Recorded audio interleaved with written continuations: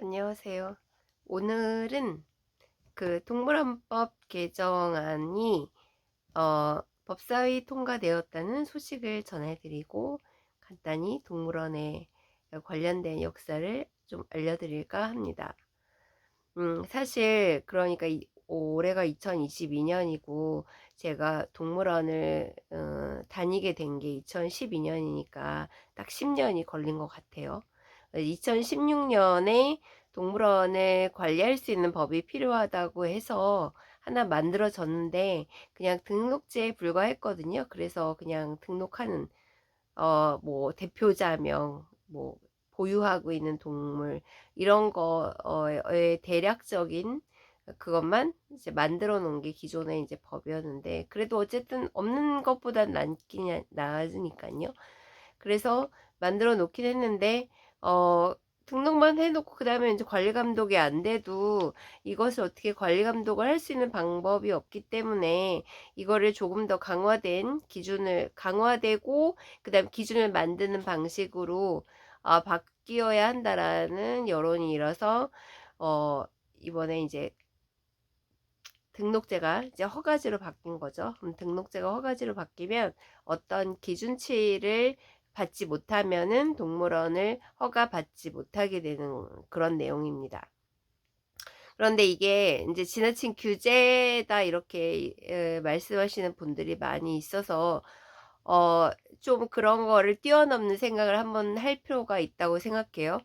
어 동물원이 그럼 없어지는 거냐 이렇게 말씀을 하시는데 동물원을 많이 다녀본 사람의 입장에서 동물원은 그렇게 없어지는 게 아니에요. 어떤 산업이 몰락을 할 때는 굉장히 그러니까 산업이 하나 몰락한다는 것은 역사가 완전히 바뀐다. 체제가 완전히 바뀐다라는 뜻이기 때문에 그렇게 쉽게 바뀌지는 않습니다. 그래서 동물원의 복지는 어 동물원을 없애기 위한 어떤 것으로 가는 게 아니라 동물원의 원래 기능, 좋은 기능을 키우고 그 다음에 동물원의 나쁜 기능을 없애는 것입니다. 그러면 동물원의 좋은 기능은 뭐고 나쁜 기능은 어떤 것인가요? 이렇게 여쭤보시는데 저는 그 여러 가지 사실 동물원은 복지 평가가 굉장히 어려운 이유가 동물원이 생겨난 시대도 다르고 그 다음에 주체 관리 주체가 누구냐에 따라 또 다르고 그 다음에 규모도 되게 다 달라요. 그리고 종이 굉장히 많아요. 그러니까 한 종을 놓고 이 종의 복지 평가를 한다는 것도 사실상 한 사람이 할 수 있는 작업은 아닌 것 같아요. 그래서 좋은 어 동물원의 순기능이라고 하는 것을 무엇인지를 알아야 되고 그것을 많이 만들어내고 그 다음에 나쁜 기능 이런 것들을 줄이는 것이 되겠죠. 그러면 동물원의 순기능은 무엇이냐? 제가 여기서 말씀드리는 동물원은 동물원과 수족관을 다 합친 거라고 생각하시고 들으시면 될 것 같습니다. 사실 지금은 이 동물원이 현대식 이런 근대식의 어떤 동물원이 만들어진 거는 한 200년 전이잖아요. 예, 그 시대에는 이제 시민들이 들어가서 가족들과 함께 동물을 구경하는 그런 식의 동물원이었죠. 근데 이게 200년의 시간이 흘렀단 말이에요. 그래서 이 200년의 시간 동안 굉장히 많은 변화들이 있었던 거죠. 사람도 변했고 동물원도 변했고 동물도 변했어요. 그래서 현재 동물원이 해야 되는 가장 중요한 임무는 바로 이것인 것 같습니다.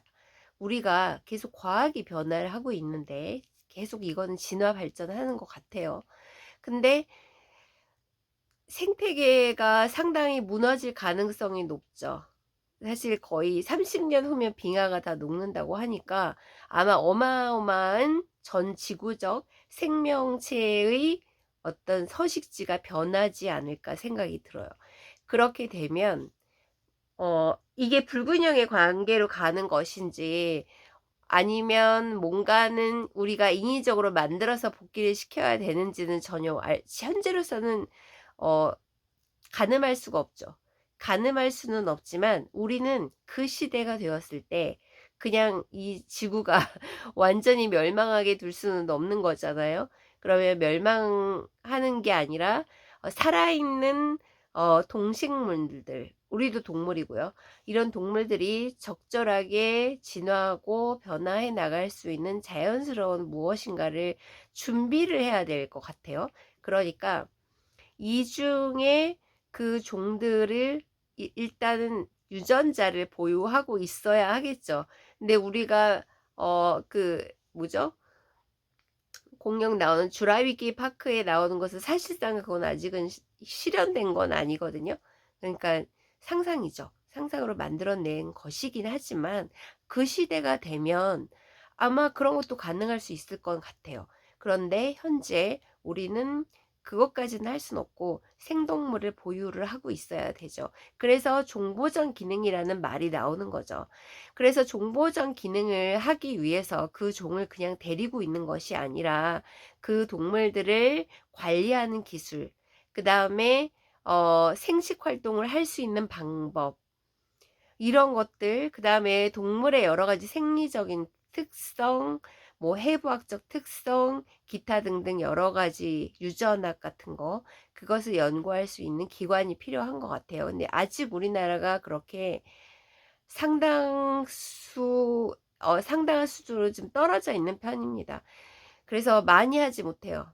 서울대공원 정도 혹은 국립생태원 정도가 연구기관이지 아직은 야생동물도 수의학과 내에서 많이 연구하고 있는 분야는 좀 아닌 것 같아요. 이런 게 순기능이죠. 그러면 그런 걸 연구할 수 있는 사람, 기술을 보유하고 있는 사람, 그 다음에 현재는 최소한의 동물 수는 중요한 동물들은 보유를 하고 있는 것이 중요할 것 같습니다. 이게 순기능이에요. 그래서 제가 또 하나 말씀드리고 싶은 것은 이 동물원의 순기능은 동물원에 갇혀 있는 동물을 풀어서 자연으로 돌려보내는 게 아니에요. 그거는 쉬운 문제가 아니거든요. 우리가 돌려보냈을 때 그 동물이 살 수 있을 만한 조건이 갖춰져 있는가? 그 다음에 이 동물이 정에서 살 수 있는 훈련은 어떻게 가능한가? 이런 것들이 전부 마련되어 있어야지 되는 것이니까 이거는 굉장히 단편적으로 보는 거예요. 저는 그래서 동물원의 순기능을 이 동물들을 자연으로 돌려보낸다라는 굉장히 단순한 논리를 쓰는 것이 아니라 생태계의 복원을 준비하는 기관이 되어야 한다고 생각합니다. 우리는 아직도 준비하고 있어요. 어느 날 닥칠지 모를 생태계의 위협에 이 동물들의 관련된 지식과 기술과 이런 것들을 보유하고 있지 않은 상태가 된다면 굉장한 아노미 상태가 오지 않을까 싶어요. 그래서 그런 것을 준비하는 기관이 하나의 순기능이라고 볼 수 있을 것 같습니다. 그러면 나쁜 기능은 뭐냐? 결국엔 돈이죠. 이 동물원 수족관이 운영되게 하기 위한 예산을 어디서 가져오느냐의 문제입니다. 이 순기능을 제대로 하기 위해서는 일단은 정부가 예산을 주는 것이 가장 중요하겠죠. 그런데 이제 이게 단순히 쏟아붓는 예산이어서는 기재부로부터 쉽게 허가를 받기가 좀 힘들기 때문에 단순히 쏟아내는 것 이상의 것들이 좀 필요한 것 같아요. 그러니까 예를 들어서 이제는 우리가 다른 나라에 비해서 선진국의 반열에 들어섰기 때문에 이제 예를 들어 수족관 산업은 이제 무너지는 시기가 곧 올 거예요. 점차 한 나라 한 나라씩 무너지고 있거든요. 그렇게 되었을 때 그 돌고래들을 받아줄 곳이 필요합니다. 기존의 수조는 굉장히 동물들의 생태를 방해하는 곳이기 때문에 조금 원래 돌고래가 살고 있었던 환경과 굉장히 비슷한 곳에 생추어리 일종의 보호소를 만들고 그 동물들을 받을 준비를 해야 될 것 같아요.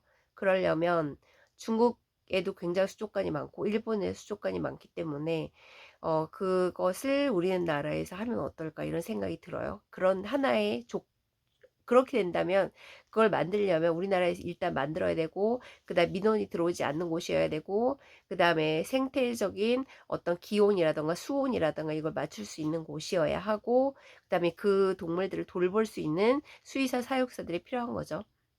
어쨌든 이런 것들을 준비하는 어 그렇게 된다면은 우리나라가 동아시아 전체에서 갈데 없는 돌고래들을 받아줄 수 있는 곳이 될 수 있다고 저는 생각합니다. 그래서 이제 또 부정적인 것들 중에 가장 심각했던 것은 동물을 만지고 인제 먹이 주는 그런 형태의 체험관이죠. 체험을 하기 위해 동물을 가까이서 보고 그다음에 먹이 주고 만져보고 이런 것들을 굉장히 자극적인 것이고, 그런 자극 행위를 할 수 있게 호객 행위를 하는 거죠. 그래서 사람들이 동물원에 가잖아요. 사실은 저는 서울동물원이 우리나라에서 그래도 굉장히 큰 동물원인데 여기를 이렇게 추천을 하면 엄마들이 그런 얘기를 하세요. 거기 다니기 너무 힘들다고. 오죽 다니기 힘들다고 막 그 민원이 들어오면 셔틀버스를 만들었겠어요. 그런데 실내동물원은 1년 내내 365일 개장을 할 수 있고 가까운 곳에서 동물을 볼 수 있기 때문에 사람들이 많은 돈을, 거의 막 2만 원 되는 돈을 다 내고 들어간단 말이에요. 그게 수입원이에요. 그런데 그걸로만, 그 수입원으로만 동물원을 운영하려고 하다 보니까 무리하게 동물을 만지게 하거나, 혹은 동물들이 하루 종일 당근과 사과를 먹는 건 아니잖아요. 먹이 주기의 위험성은 사실 그거거든요. 관람객에 먹이를 주게 될 때 그 관람객의 먹이를 받아 먹기 위해서 아침에 사실 굶기거든요. 그러면 이제 관람객이 주면 그걸 계속 허겁지겁 받아 먹다가 오후 늦게 되면 이제 배가 불러서 인제 밑에 당근이랑 사과니까 떨어져 있어요. 이게 하루 정도 이 사과와 당근을 먹으면 상관이 없지만 이게 지속이 되면 결국 만성적인 질병에 걸릴 가능성이 높아지게 되고, 불균형한 영양 섭취 때문에 발생하는 거죠. 그러다가 갑자기 죽게 돼요.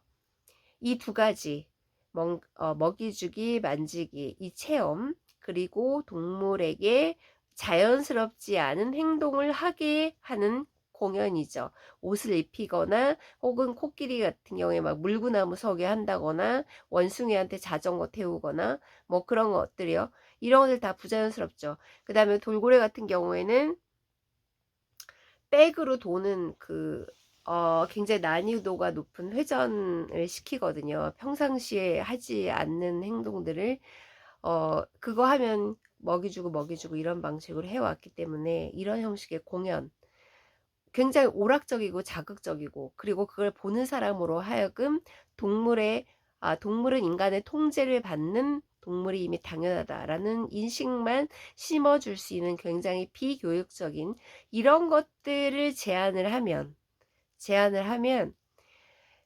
그게 생겨요. 사람들이 보는 눈이 생겨요. 예전에는 그냥 가서 만지고 먹이 주고 오면 그게 그냥 동물원이었, 그냥 다 본 거였는데 이제 그걸 못하게 하면 사람들이 뭘 보냐면 서식 환경을 봐요. 이 동물의 서식 환경은 너무 불량하다. 이 서식 환경은 너무 좋다. 이것을 볼 수 있는 눈이 생기거든요. 그러면 사람들의 시선에 따라 그게 변해요. 자연스럽게 변하게 되거든요. 왜냐하면 동물원도 자기들이 먹고 살아야 되기 때문에. 그래서 그런 방식으로 반드시 변화할 거라고 저는 확신을 해요. 이런 이야기들을 10년을 하고 다니니까 사람들이 이거는 안 되는 거구나, 이렇게 받아들이게 되는 시점이 오더라는 거죠. 어, 그 과정에서 이제 원숭이 학교 같은 그런 동물 공연하고 있는 곳에 제가 이제 없애게 된 여러 가지 전략적인 행동이 있어요. 굉장히 이건 저만의 노하우인데, 그런 행동을, 그런 여러 가지 방법들을 통해서 전략을 쓰고 전술을 써서 없앨 수 있는 방법들이 나름의 노하우가 생긴 거죠. 한 10년 정도 하니까 이제 만들어지는 것 같아요. 저는 그래서 법을 단순히 규정이라고만 생각하지 마시고 관리의 기준을 만들었다, 이렇게 보시면 될 것 같아요.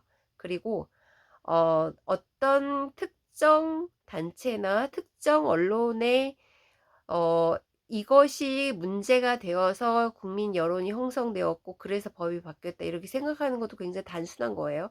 사람들이 변화가 된 거죠. 사람들의 인식 자체가 변하게 된 거고, 사람들의 인식을 변화시키기 위한 키워드를 던져줄 수 있는 활동가가 필요한 거죠.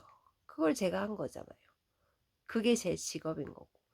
그러니까 제가 드리고 싶은 말씀은 우리가 살아가는 데 굉장히 많은 현상과 언어와 사회적 관계 속에서 살아가고 있는데 왜 그것이 문제인가를 볼 수 있는 통찰력이 필요하다는 거예요. 근데 이거는 노력을 해서 얻어내는 사람들이 있죠. 더 앞서서 보는.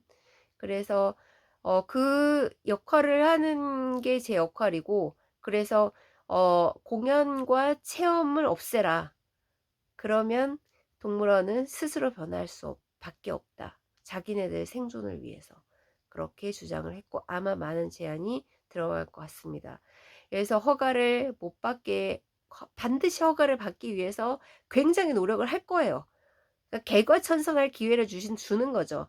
그런 사람들은 살아남고 그거 못하겠다. 나는 도저히 못해. 이렇게 하는 사람들은 살아남지 못하는 아주 자연스러운 그런 과정들이 쭉 벌어질 거라고 생각합니다.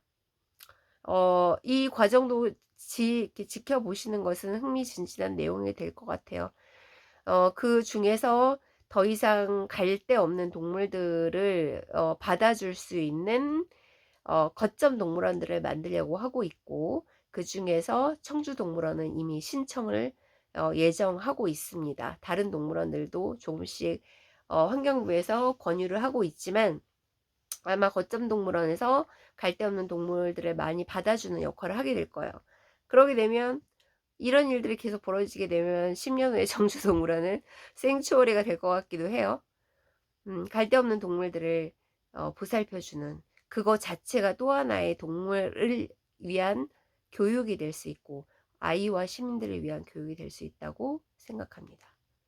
자, 그럼 오늘은 기쁜 소식과 함께 동물원을 바라보는 시각, 동물원은 어떤 역할을 해야 되는가, 무엇이 바뀌어야 하는가, 이런 것들에 대해서 설명해 드렸습니다. 감사합니다. 좋은 밤 되세요.